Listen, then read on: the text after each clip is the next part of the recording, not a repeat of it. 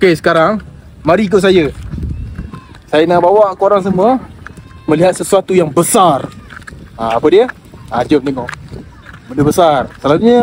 Selalunya benda tu kecil je, besar tapak tangan je. Tapi kali ni besar. Jom tengok je. Nampak tu? Nampak tu? Itulah Rubik's Cube. Rubik's Cube gergasi. Jom.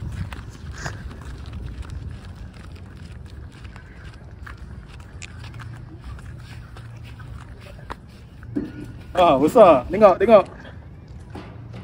Rapat sikit. Nasib baiklah dekat-dekat. Tengok ni. Nasib baiklah Rubik's Cube ni tak boleh gerak-gerak.